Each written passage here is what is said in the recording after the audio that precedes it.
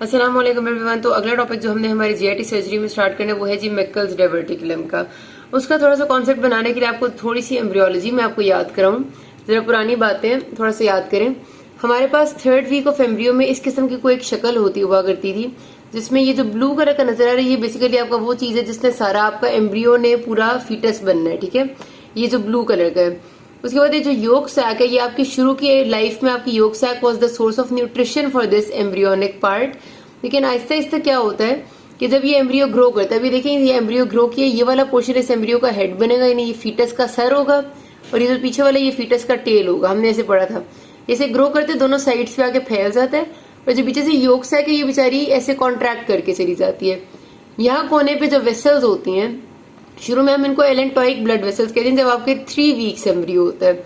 लेकिन आपका आहिस्ता आहिस्ता ये देखिए 4th वीक में ही सिर्फ इतना बड़ा चेंज आ गया कि पूरा कॉन्ट्रैक्ट करके इतना बड़ा फैल गया, सॉरी ये इस तरह एक्सपैंड हो गया, और बीच में से आपकी योक सैक जो आहिस्ता आहिस्ता खत्म हो गई है, और जो वेसल्स पहले यहाँ निकली हुई थी अब वो इधर इस तरफ आ गई है वेंट्रल सरफेस पे, ठीक है। देखिए ना, ये वेसल्स आपकी बेसिकली बनती हैं अम्बलाइकल आर्टरीज, वो आर्टरीज जो कि यहाँ फीटस के अम्बलाइकस वाली जगह पर से कनेक्टेड रहेंगी, और दूसरी तरफ से आपका प्लेसेंटा होगा और वो आपका ब्लड सप्लाई होती रहेगी, ठीक है।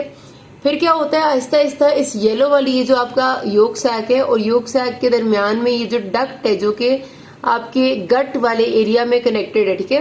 ये जो ब्लू वाला ये आपका पूरा, अगर हेड इस जगह पर है, टेल इस जगह ये आपका फीटस है, तो जाहिर सी बात है कि ये जो आगे आपका येलो वाला पोर्शन है इसने सारे फीटस की गट बनानी है, जीआईटी बनाना है। तो जाहिर है कि जो दरमियान में ये इस जगह पर पोर्शन आएगा वो इसका अम्बलाइकल सब पोर्शन बनता है आने का, नीचे की तरफ उसका एनल कैनाल वाला पोर्शन होगा, ऊपर की तरफ ओरल कैविटी और स्टमक होगा।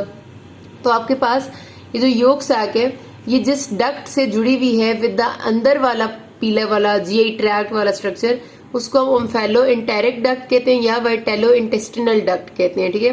वाइटेलाइन डक्ट कहते हैं बेसिकली, ओम्फेलो इंटेरिक डक्ट या वाइटेलाइन डक्ट। कौन सी डक्ट है? ये जो छोटा सा स्टॉक है जिससे ये गोल सा योक सैक जुड़ा हुआ है हमारे पीछे येलो कलर वाली चीज से, जो कि बेसिकली हमारा गैस्ट्रोइंटेस्टिनल सिस्टम बनाएगी।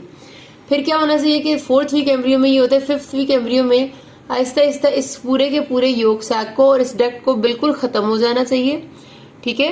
और ये मतलब योक सैक की जैसे देखें बिल्कुल खत्म हो गई है। एक पतली सी जो डक्ट रहेगी हम फेलोइंटेरिक डक्ट, इसको भी नॉर्मली खत्म हो जाना चाहिए, और आपके पास यहाँ पर सिर्फ और सिर्फ ये अम्बलाइकल आर्टरी और वेन रह जाती है जो कि प्लेसेंटा के जरिए आगे से कनेक्टेड होती है। और आपको पता है कि जब बच्चा पैदा होता है हम उसका प्लेसेंटा काटते हैं अम्बलाइकस वाली जगह से, अम्बलाइकल कॉर्ड कट करते हैं। बेसिकली ये सारा कुछ अम्बलाइकल कॉर्ड के अंदर है, ये पूरी जो चीज है ये अम्बलाइकल कॉर्ड है, और उसके अंदर ये वाइटेलो इंटेस्टिनल डक्ट भी पड़ी हुई है, उसी के अंदर अम्बलाइकल आर्टरी और वेन है। सॉरी यहाँ पर था कैमरा। तो ये आपका पूरा अम्बलाइकल कॉर्ड है जिसके अंदर ये आपकी वाइटेलो इंटेस्टिनल डक्ट है, अम्बलाइकल आर्टरी और वेन है, ठीक है। तो आपके पास जब इस कॉर्ड को आप कट करते हैं, जब बच्चा पैदा होता है, तो आपके पास उससे पहले ही ये वाइटेलो इंटेस्टिनल डक्ट बिल्कुल खत्म हो चुकी होती है, इसका कोई रोल नहीं होता, और आर्टरी वेन हम काट देते हैं तो वो भी खत्म हो जाती हैं। तो अगर हमारे पास, ये सारी कहानी सुनाने का मकसद ये था कि ये जो आपका वाइटेलाइन डक्ट है बेसिकली, जो फेलोइंटेरिक डक्ट है, अगर ये परसिस्ट करती है, ये रहती है, और ये इस जगह पर इस कॉर्ड के अंदर भी रहती है। अभी ये देखिए 5th वीक एम्ब्रियो में आपको ये नजर आ रही है वाइटेलाइन डक्ट। 7th से 10th week of embryonic life में ये वाइटेलो इंटेस्टिनल डक्ट बिल्कुल खत्म हो जाती है, इसका कोई रोल नहीं रहता। और पीछे से ये जो येलो कलर आपको सारा नजर आ रहा है ये सारा आपका जीआई ट्रैक्ट बनता है, आपका ओरल कैविटी से लेकर एनल कैनाल तक, और आगे से डक्ट बिल्कुल खत्म हो जाती है 7th से 10th वीक पे। अगर वो डक्ट परसिस्ट करेगी इनसाइड द अम्बलाइकल कॉर्ड, तो जाहिर सी बात है कि जब हम उसको बच्चा पैदा होगा और उसको हम काट देंगे अम्बलाइकल कॉर्ड को, तो पीछे से वो डक्ट तब भी परसिस्ट करेगी और वो आके बच्चे की स्किन के अम्बलाइकस वाली जगह पर स्किन के साथ आके अटैच्ड होगी। आर्टरी वेन को जब हम काटते हैं, अम्बलाइकल कॉर्ड काटते हैं, तो आर्टरी वेन की सप्लाई खत्म हो जाती है, वो तो वैसे ही खत्म हो जाती है, उनका कुछ नहीं रहता, लेकिन ये रहती है। तो जब अगर ये आपके पास, कहने का मकसद था कि अगर आपके पास अम्बलाइकस के साथ पीछे से एक डक्ट जुड़ी हुई लगी हुई, और पीछे से वो कहां से जुड़ी हुई, वो आपकी जीआईटी से जुड़ी हुई है। जीआईटी में वो आपके मोस्ट प्रॉब्ली स्मॉल इंटेस्टाइन के किसी भी लूप के साथ जुड़ी हुई होती है। तो स्मॉल इंटेस्टाइन के लूप के साथ जुड़ा हुआ अगर आपके पास एक चीज आए जो कि दूसरी तरफ से जुड़ी हुई है आपकी अम्बलाइकस की स्किन के साथ, तो आप उसको कहते हैं मैकल्स डायवर्टिकुलम। अच्छा, स्पेसिफिकली आप उसको मैकल्स डायवर्टिकुलम नहीं कहते अगर वो पूरा परसिस्ट करता है, वो अटैच होता है एब्डोमेन के साथ। अगर ऐसा होता है तो फिर हम उसको वाइटेलाइन फिस्टुला कहते हैं। उसको मैकल्स डायवर्टिकुलम ना कहने की वजह ये कि डायवर्टिकुला का मतलब ये होता है कि आपकी स्मॉल या लार्ज इंटेस्टाइन में उनकी वॉल ही अगर आउट पाउचिंग करती है, उनकी अपनी वॉल, अगर आउट पाउचिंग होती है due to any other disease तो उसको हम डायवर्टिकुला कहते हैं। ठीक है, स्मॉल और लार्ज इंटेस्टाइन के लिए खास तौर पर यही लफ्ज इस्तेमाल होता है डायवर्टिकुला। इसका मतलब ये है कि आपकी आउट पाउचिंग हो रही है from your wall of large gut. ठीक है, तो आपका अगर ऐसा कुछ होता है तो डेफिनेट सी बात है कि इसका मतलब साइन ऑफ इस्कीमिया है, तो इसमें फिर आपने और तरह से मैनेज करना होता है। ठीक है, दिस इज अ कंडीशन जो मैं आपको बता रही हूँ कि आ सकती है। इसी तरह आपका एक्यूट मेसेंटेरिक इस्कीमिया, वो भी आपका डिफरेंट मैनेजमेंट है। तो अब आपको जो मैं बता रही थी कि हमारे पास अगर सिर्फ आउट पाउचिंग होती है वॉल की इन दिस एरिया, जो कि हुई इसी वजह से कि आपका वो वेटिलाइन डक्ट पहले परसिस्ट रही बहुत अरसा और आहिस्ता आहिस्ता करके उसने आपके फीचर्स आना शुरू किए। तो ये देखिए, अगर आपकी आउट पाउचिंग है जो बिल्कुल अम्बलाइकस के सामने वाले एरिया में पड़ी हुई है तो उसको आप मेकल्स डायवर्टिकुलम कहते हैं। अगर वो आउट पाउचिंग इतनी ज्यादा है कि उसने पूरा ट्रैक बना के अम्बलाइकस वाली जगह पर से बाहर निकल गई तो उसको आप वेटिलाइन फिस्टुला कहेंगे। ठीक है, और अगर आपके पास एक साइनस टाइप ओपनिंग वॉल से बन गई है उसको आप वेटलाइन साइनस की ओके। तो इन एनी केस ही आपकी जो डिजीज है वो हर तरह से मैनिफेस्ट कर सकती है। ओके जी, तो समझ आ गई यहाँ तक बात की diverticulum is out pouching from the wall of the gut, जो आपकी स्मॉल या लार्ज गट में से होता है। ठीक है, आउट पाउचिंग अगर आपके गट के किसी भी ल्यूमेन में से ऐसे करके हो जाएगी तो वो आपका डायवर्टिकुला ही होगा। डायवर्टिकुला लार्ज इंटेस्टाइन में बहुत कॉमन है, उसमें आपको कोलोनिक डायवर्टिकुला आप उनको कहते हैं। ठीक है, और उनमें इन्फेक्शन को आप डायवर्टिकुलाइटिस कहते हैं। तो ये आपकी मेकल्स डायवर्टिकुलम, इसलिए हम इसको खास नाम दिए क्योंकि ये आपका बिला वजह आउट पाउचिंग नहीं होती। ये बेसिकली वो आउट पाउचिंग है जो कि पहले किसी जमाने में एक वाइटलाइन डक्ट होती थी जो कि कनेक्टेड होती थी आपके अम्बलाइकस वाली जगह पे।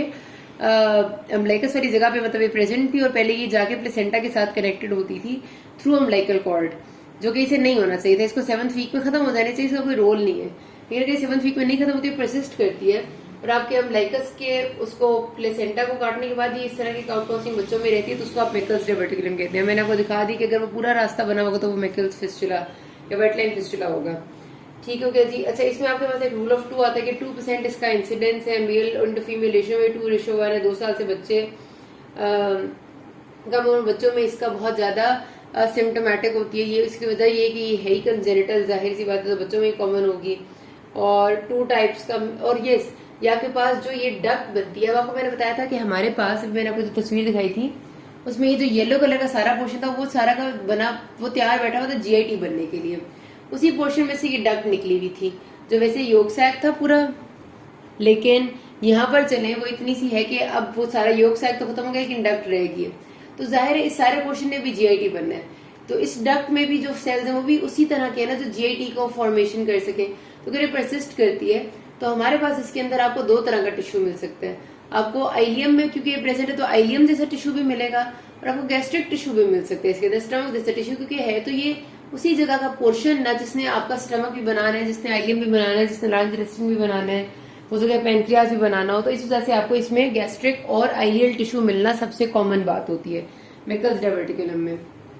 तो ये अक्सर औकात आपकी ना, क्योंकि ये बहुत छोटा सा आउट पाउचिंग होती है, आपकी स्किन से कनेक्टेड भी नहीं होती, तो ये आपको कोई सिम्टम नहीं करती। पेशेंट की इन्वेस्टिगेशन ज्यादातर ये अगर हमारे डायग्नोसिस में आती है तो वो आता है ड्यूरिंग एक्सीडेंटल, किसी ने कोई इन्वेस्टिगेशन कराई तो उस वक्त आ जाता है। ज्यादातर इसमें ये होता है कि ये आपकी बाकायदा किसी फीचर के साथ पेशेंट प्रेजेंट नहीं करता।